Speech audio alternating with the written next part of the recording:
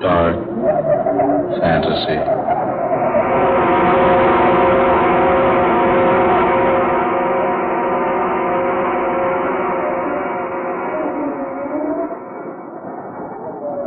I am the thing from the sea.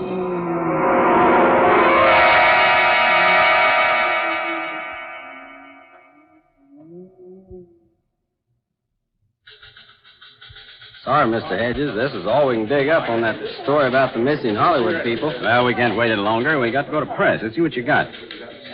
Story from the film Capital. More than a week ago, November 20th to be exact, Philip Hayward, young cinema star of Yesterday's Bread, and the popular actress Judith Johnson set sail for New Zealand aboard Hayward's private yacht. As chaperone, Miss Johnson's movie director father accompanied the pair, and it's reported that Johnson Sr. is taking advantage of the sea voyage to complete his original cinema yarn, a story of the strange creatures who live beneath the surface of the sea. That was more than a week ago. Word's been received from New Zealand that the Hayward yacht's more than 2 days overdue. A careful check gives evidence that there have been no disturbances on the Pacific throughout the time the party's been aboard. Special searching parties failed to discover the whereabouts of the boat. The question in Hollywood tonight, the question everywhere is, what's happened to the trio aboard the Dolphin? Where are they?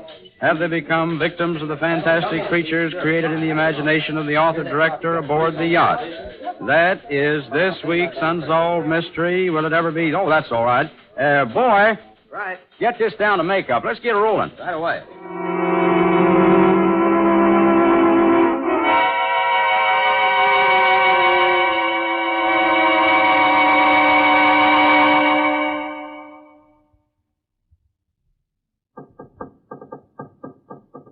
Confound it, Hayward. Stop that fool noise, will you? Oh, take it easy, Johnston. No reason to start shouting at each other, you know. Now, look here.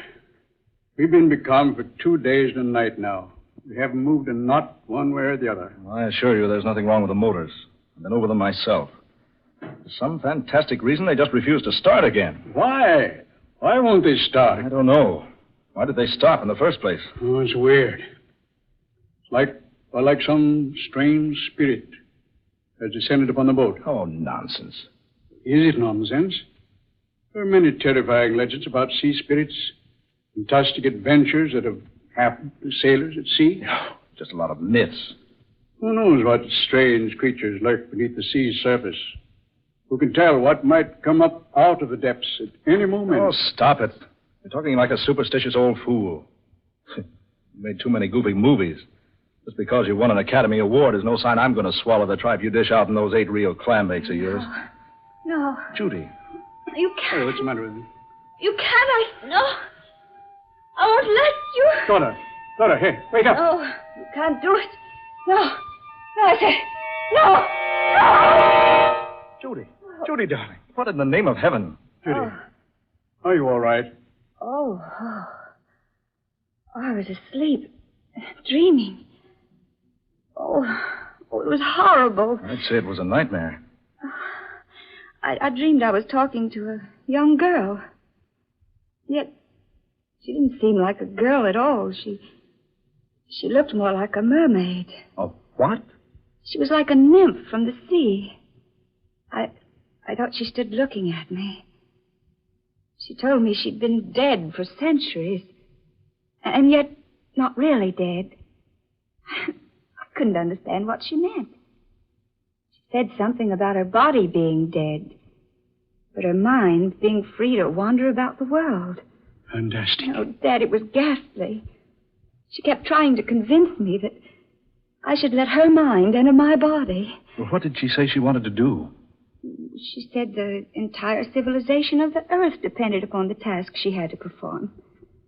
Oh, Phil, she seemed to be actually trying to force me out of my body so she could enter it. Judy, what did this creature look like? Oh, she was awful looking, Dad. She had long hair, green and slimy like seaweed. Her teeth were brilliant red. They were long and pointed. She kept staring at me with her little beady eyes. They were horrible, for there were no eyelids. She never blinked once. She just stared and stared. Yes? What else, Judy? It was horrible when she touched me. She had long, narrow fingers with no nails on them, and they were covered with fish-like scales. It's positively the most amazing thing I've ever heard of. Mr. Hayward! Mr. Hayward! Oh, yes, Ned. What is it? Oh, I say, look at the lad. Why, what's wrong, boy? You're pale as a ghost. Mr. Hayward, the Dolphin. She's moving. The boat's moving. Good. The men got the motor started. No, sir. That's just it. The motors aren't running, and there's no wind. But the boat's making about 20 knots an hour. Why, this boat couldn't possibly move without motors. That's not all. There's a man at the helm steering the boat. And he's a man none of us have ever seen before. Ned, are you sure? Sure as I'm standing here, sir. And he's the strangest thing I've ever seen. Well, let's go have a look at him. Hey, come on. Judith, you'd best stay here. Oh, no. No, I'm not going to stay here by myself. All right, come along, all of you. Follow me.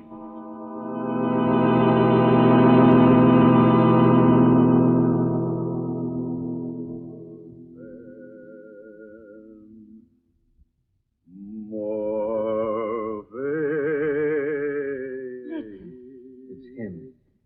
Standing up there at the helm. Singing. Some sort of an ancient sea chanty. Easy now. Maybe trouble.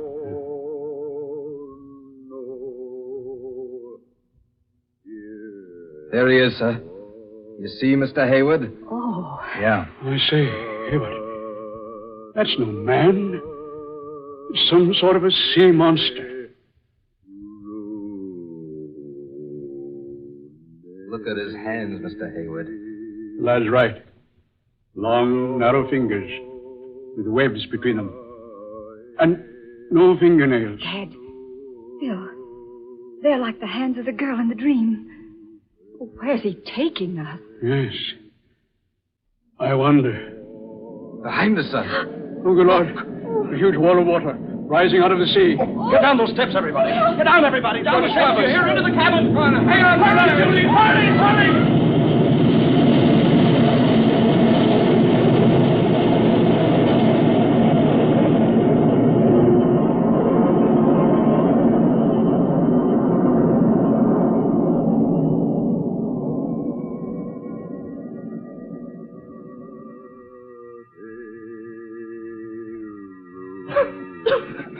I say, everybody all right? Yeah. Yes, I am. Did Judy get down in the cabin? Yes, she made it. Just managed to close the door before the wave hit. Are you all right? Yes, okay. You, Judy? Oh, what in the world caused that? Yeah, what? No wind. And a wave of water, hundreds of feet high. It's a miracle we didn't capsize. Look, sir. To the port side. Yes, Ned? It's land. Land, by heaven. It can't be. Not in these waters. There's no land for 500 miles. And what's that over yonder? Mirage? No, sir. That's no mirage. It's land. It certainly is. Long, low coast, extending north and south as far as you can see. A low, steaming land. Look. Look at the heavy vapors rising from it. You're right, Judy. It is steaming. That must explain the sultriness that's been round us these past 2 days. Why, I've been in these waters a dozen times. This has never been here before. It's an entire continent where there ought not to be anything but empty sea. Land from the sea. That explains the wave that swept over us. A wave that high could only have been caused by an undersea disturbance. Oh, nonsense, Johnston. You're trying to say an underwater convulsion forced this vast expanse of land up to the surface. Precisely. A land called Iban. Now, I'll have to have a better explanation than that. Things like entire continents rising up out of the ocean just don't happen. Well, then, if Dad's not correct, what is the explanation? There is no other. A land called Iban did exist at one time, nearly 10,000 years ago. Ruled by a man named Bool and a woman named Lana. They both possessed wonderful powers and knowledge. Bull, the Emperor, destroyed the continent of Eban. How? By releasing vast, unknown forces beneath the continent. Forces that only he and Lana knew how to control. But why did he destroy it? I don't seem to recall. I read the legend once, doing research for one of my pictures. It seems that for some reason or other, Bull and the girl were to release their spirits from their bodies. And those spirits were to have the power someday of recalling the sunken land from the sea. Then if such a story is true, that must be the land of Eban we're approaching. Not at all impossible.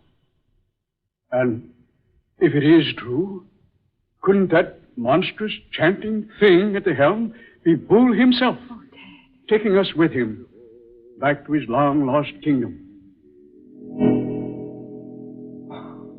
You don't actually believe that, do you, Johnston? Why not? Well, I certainly don't. Well, Phil, what else can we believe? That wave couldn't have swept us off our course enough to put us in sight of this land. Besides, look at it. Steaming. And that sultry, foul odor. Land covered with seaweed. There's no one at the helm, sir. That monster's disappeared. Oh, but look. There's someone lying on the deck beneath the wheel. It's a man. Yeah, maybe that thing's met with a bit of hard luck. Now, careful, Hayward. Right. He's breathing. Only slightly. I say, who is he? Not a member of the crew. How'd he get on board? Why is he lying here on deck? What happened to him? Oh, he's conscious. He's trying to tell us something. Look here. Who are you? I...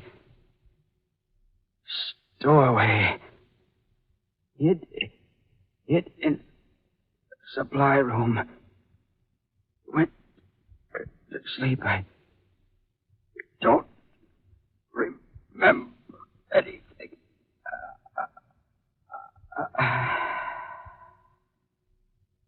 Stowaway, he says. Hid in the supply room and went to sleep. Wait a minute. He's dead. Hayward, I'm going to have a look over here. Oh, Judy. Oh, Phil, I feel so strange. Oh, dear, you look ill. So very strange. You'd better go below to the cabin, dear. Yes, I'd better. I'll lie down for a while. Shall I go with you, dear? No, I'll be all right if I rest a little while. All right, dear. Be careful going to your cabin. Oh, Ned. Get a tarpaulin and cover the body. Right away, sir. Hayward, come over here a minute, will you? Yes, Johnson. What is it? There. Have a look. See? Someone's climbed down that rope ladder and gone ashore through the mud and slime. Whoever it was, he didn't sink in very deep. Seaweed's too thick. Kept him from sinking. I wonder who it was. I'm in favor of finding out. Oh, Ned. Yes, sir? We're going ashore. Watch out for Miss Blake, will you? Right, sir. And not a word of this to the rest of the crew. Understand? Yes, sir. All right, Johnston. Down you go. Yeah. We'll follow those footprints and see where they lead us.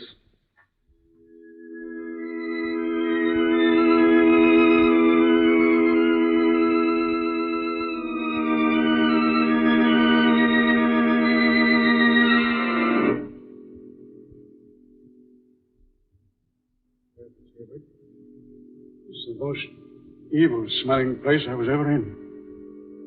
Hold on. Look, Yeah. I see what you mean.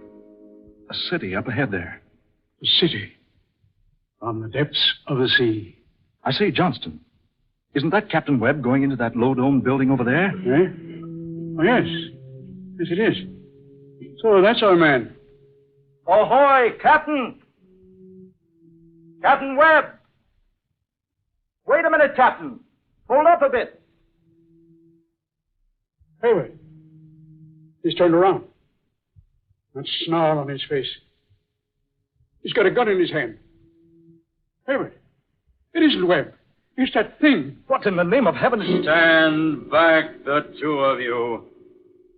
Stand back. What?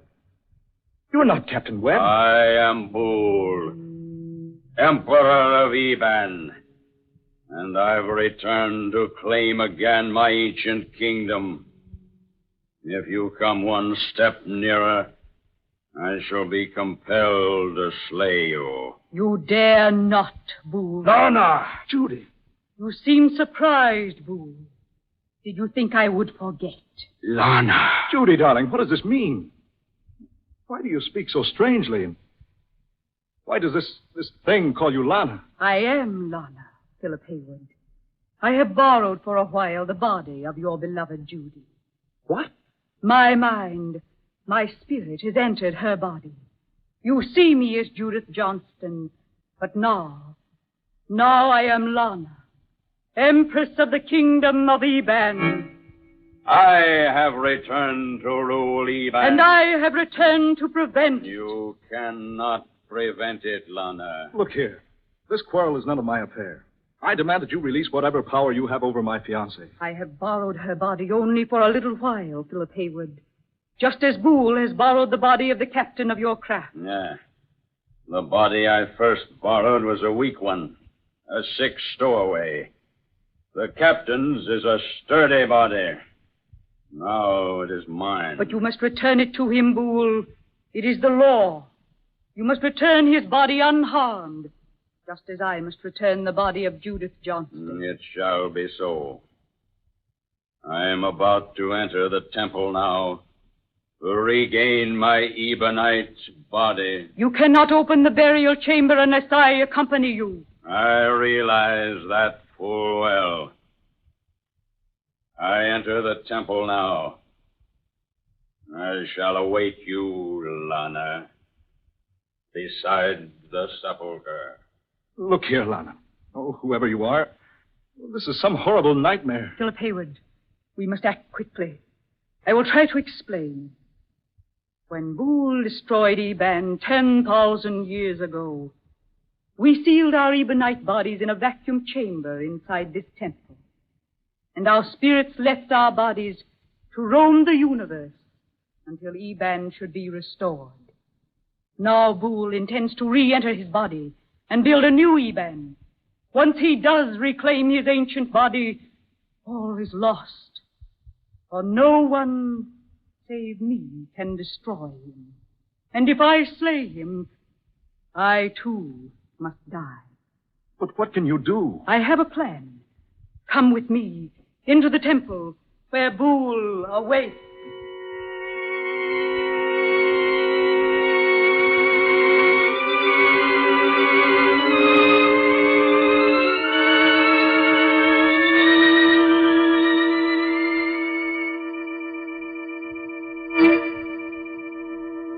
There is Boole standing beside our ancient bodies, just as we left them so long ago. All is ready, Lana.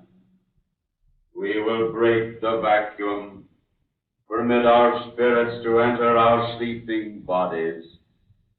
Are you prepared? I am prepared, Boole. Then we begin.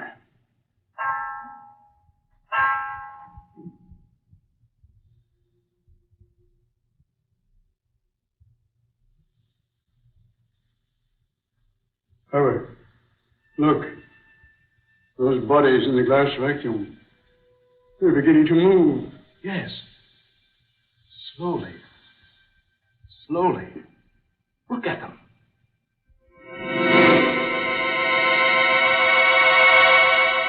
Oh, no, don't. Please, don't. Judy, darling. Oh, no. Help me. Judy. He's here again. Where am I? Judy. How did I get here? Judy, thank heaven she's left you. You're yourself again. Look. They've left the vacuum. See? Up there. Oh, there she is. She's the one in my dream. You are free, all of you. Not so. The three of you will remain here forever to help rebuild the populace of Eban. You cannot, Boole. Boole is all great, all powerful. Boole is the law. No one can defy. No one, Boole, save me. You lack the courage, Lana. Not now. I have the courage now. You were cruel and wicked, Boole. Your rule of ancient Eban ended in horrible tragedy. It must not happen again. Put down the weapon, Lana. You dare not slay me. You'll die yourself. Then I call upon death to claim me. You dare not, Lana. You dare not slay the son of the Ancient One. Yes, Boole, yes. It has been written by the hand of destiny. Lana, think. Think before you slay me. It's beyond the realm of thought, Boole. No, I destroy you.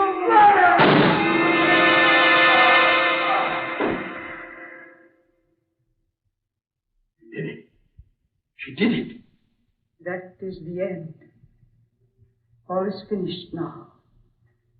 No, you must go. Can you come with us, Lana? No, for soon I perish also. You must hurry now. Leave Eban quickly. Go while yet you have time. Hasten before it is too late.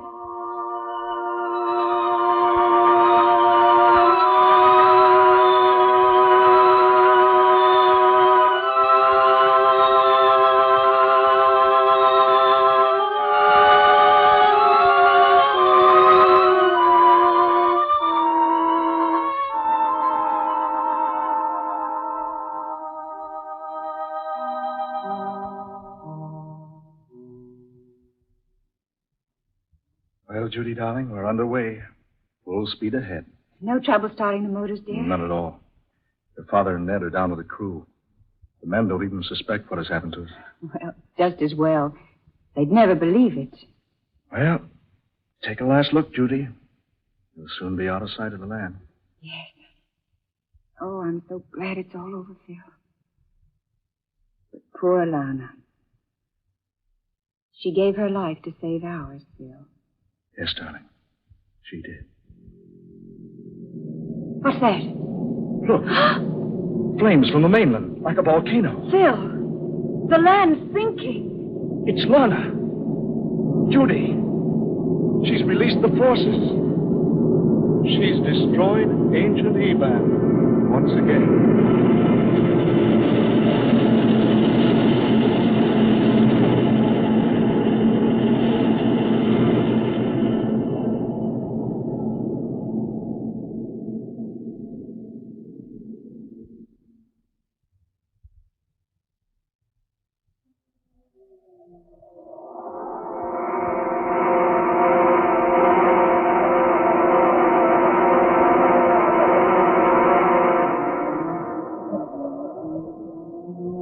Dark fantasy.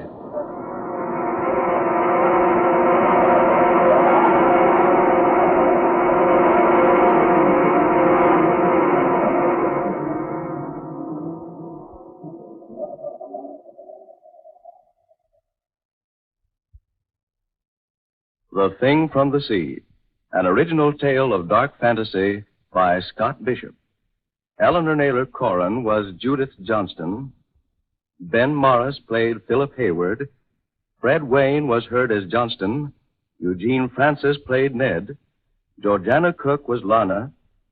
And Darrell McAllister was Boole, the Thing from the Sea.